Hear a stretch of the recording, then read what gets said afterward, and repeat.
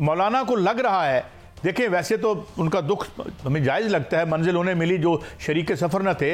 इस सारी कैंपेन में पिछली पीटीआई गवर्नमेंट के खिलाफ वो आगे आगे रहे और इवन जो लोगों को मोबिलाइज भी किया, क्योंकि यूँ लगता था कि ये पार्टियां सोशली इतनी मजबूत नहीं है। तो उनके दुख दर्द जायज़ हैं और वो क्या फैक्टर प्ले करेंगे। और फिर आपको ये असम्बली वाकई कोई काम करती है, मुद्दत पूरी करती नज़र आती है जनाब हामिद रज़ा साहब? जी बिस्मिल्लाहिर्रहमानिर्रहीम। काई साहब बहुत शुक्रिया। इब्तदाई माजरत, चूँकि आज कौमी असम्बली के हल्ले गुल्ले की वजह से मेरा गला बड़ा शदीद ख़राब है, तो शायद आवाज़ में उस तरह क्लैरिटी ना हो। मैं सर एक बात तो अर्ज़ कर दूँ कि मौलाना साहब की सीट आज मेरे साथ ही थी। मैंने उनके चेहरे पे वो कर्ब भी देखा, वो बेबसी भी देखी, वो अजियत भी देखी, जो सलूक पीडीएम ने उनके साथ किया, और अब दोबारा उनको मनाने के लिए वहाँ पर पहुँचे। देखिए मैं आपको एक बात अर्ज़ करूं, मुझे ये असम्बली अगर इन्हीं ग्राउंड्स के ऊपर आप असम्बली को चलाना चाहते हैं तो मुझे चलती हुई नज़र नहीं आती। आज आपने देखा कौमी असम्बली के अंदर क्या हुआ, किस तरीके से प्रोटेस्ट हुआ। सिर्फ दो बुनियादी वजूहात थी कि हमारा एक मुतालबा था और है कि हमारे मैंडेट को चोरी किया गया है और हमें हमारा मैंडेट वापस किया जाए। लेकिन उसके अंदर हमने वन स्टेप अहेड जाते हुए ये फैसला किया कि मैंडेट चोरी के हवाला से अपने तमाम तर तहफ़्फ़ुज़ात के बावजूद हम जो इलेक्शन कमीशन का दरवाज़ा है वो खटखटाएंगे। हम जो हमारी आला अदालतें हैं, जो ट्रिब्यूनल्स हैं, वहाँ पर अपीयर होंगे। और on the other hand side हम पार्लियामेंट का हिस्सा भी बनेंगे और पार्लियामेंट के अंदर अपना जमहूरी किरदार अदा करेंगे। लेकिन मेरा ख्याल है कि हमारे इस जो खैर सगाली के जज्बे के तहत पार्लियामेंट का हिस्सा बनने की बात की गई थी, इसको शायद हमारी कमज़ोरी समझा गया या मजबूरी समझा गया, और अब हमारी मखसूस नशिस्तों को भी हम उसको महरूम कर दिया गया। अभी तक इलेक्शन कमीशन का फैसला तो नहीं आया, लेकिन जिस किस्म के इंडिकेशंस आ रहे हैं ये आगे चूँकि सेनेट के इलेक्शंस भी है और इन मखसूस नशिस्तों की बुनियाद के ऊपर अगर ये हमें नहीं मिलती तो हमारी सेनेट में 7 सीटें कम हो सकती हैं। तो हमारी सीरियस रिजर्वेशंस हैं और इन्हीं रिजर्वेशंस की बुनियाद के ऊपर आज आप देख लें कौमी असम्बली के अंदर क्या हुआ। मुस्लिम लीग नून की क़यादत आई, लेकिन वो नारे सुन के तो स्पीकर साहब के गेट से ही पीछे निकल गई, स्पीकर चैम्बर से, और दोबारा ऐवान में आकर नहीं बैठी। तो अगर हालात यही रहे तो मुझे तो ये ऐवान चलता हुआ नज़र नहीं आता और मुझे मुस्तकबिल करीब के अंदर हालात को मज़ीद बेहतर होते हुए भी नज़र नहीं आते, बल्कि इससे ज़्यादा ख़राब होते हुए ही नज़र आते हैं। केसेस हैं तो लंबी लंबी कतारें हैं, जो आपके सामने है। एक मेरे से ये सवाल, और दूसरा ये कि इस जो आपकी एक अपोजिशन बहरहाल आ गई है, इसमें और कौन कौन शामिल होने जा रहा है और आपकी strategy with in the parliament होगी या विदाउट भी होगी?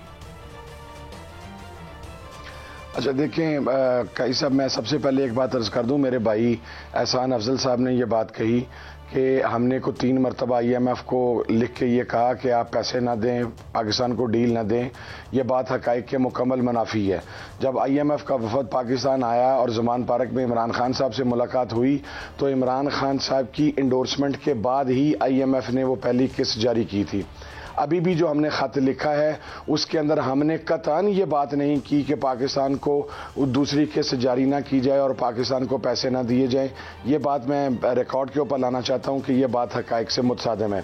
दूसरी बात, जहाँ तक साइफ़र का ताल्लुक है, मेरे भाई ने तज़किरा किया तो मेरे भाई की जो पंजाब की वज़ीर आला हैं मोहतरमा मरियम नवाज़ साहबा, वो तो कहती थी साइफ़र झूठ है, साइफ़र है ही नहीं है। तो ये तो पाकिस्तान मुस्लिम लीग नून साइफ़र के ऊपर मौक़िफ़ देने का इस्तेहक़ाक़ ही नहीं रखती, क्योंकि इनकी तो पूरी टॉप टियर लीडरशिप ये कहती थी कि साइफ़र इज़ नथिंग, साइफ़र एक कागज़ का टुकड़ा है, साइफ़र में कोई चीज़ नहीं है, साइफ़र लिखा नहीं गया, साइफ़र है नहीं। तो उसके ऊपर कम से कम अपने मौक़िफ़ के ऊपर तो कायम रहे ना। हमने पहले दिन से कहा था कि साइफ़र है, हम आज के दिन तक उस बात पर कायम है कि साइफ़र है। अगली बात ये कि मोहतरमा बेनज़ीर भुट्टो साहबा ने भी IMF को ख़त लिखा था, ये भी बात मैं रिकॉर्ड के ऊपर ले आऊँ। और जिस वक्त अगर पाकिस्तान के अंदरूनी मामलात में किसी बाहर की ताकत को मुलव्वस करना गलत है तो फिर मोहतरम राना सनाउल्लाह साहब की जो अहलिया मोहतरमा है उन्होंने भी इंटरनेशनल कोर्ट ऑफ जस्टिस को ख़त लिखा हुआ था कि आप पाकिस्तान के जुडिशल सिस्टम के अंदर इंटरवीन करें और मेरे खामद को नाजायज़ गिरफ्तार किया गया है। यानी अपने तई अगर आप किसी को भी बाहर से जिस मर्जी फोर्स को बुलाएं, जिस मर्जी फोर्स को इन्वाइट करें तो वो ठीक है, लेकिन हमने ये बात मैं कैटेगराइज करके कह रहा हूं। हमने इलेक्शन के ऊपर अपने तहफ़्फ़ुज़ात का इज़हार किया है और उसके साथ ये बावर करवाया है कि आप पैसे जारी करना चाहते हैं, आप पैसे जारी करें। कोई एक सिंगल वर्ड उस खत का मुझे दिखा दें जहां पर कहा गया हो कि आप पाकिस्तान को पैसे जारी ना करें। तो मेरा ख्याल है कि इसे हमें मिस कोट नहीं करना चाहिए इस खत के हवाला से। जहां तक रह गई पार्लियामेंट की बात, देखें काजी साहब, हमने तो एक स्टेप आगे जाते हुए अपने तहफ़्फ़ुज़ात के बावजूद ये फैसला किया था कि हम पार्लियामेंट का हिस्सा बन रहे हैं और हम बने पार्लियामेंट का हिस्सा। लेकिन देखें ना कि अगर हमें एक तो जो धांधली के मामला था इलेक्शन कमीशन के साथ, आज फैसलाबाद NA 97 से हमारे विनर कैंडिडेट हैं सादुल्ला बलोच साहब, उन्होंने यहाँ पर ओथ उठाया, हलफ लिया, वो यहाँ पर हलफ ले रहे थे और फैसलाबाद में रिकाउंटिंग करके हमारे पास, जो मेरे पास अभी इतला मौसूल हुई है अब से चंद मिनट पहले, वहां से मुस्लिम लीग नून के कैंडिडेट को जिता दिया गया। ये कौन सा फॉर्मूला है कि हमारी तो कोई भी दरखास्त के ऊपर रिकाउंटिंग नहीं हो रही, हम जो थंब इम्प्रेशन को 10 रुपए फी वोट के हिसाब से फ्रांसिक करवाना चाह रहे हैं, हमारी फ्रांसिक की एप्लीकेशन को एक्सेप्ट नहीं किया जा रहा।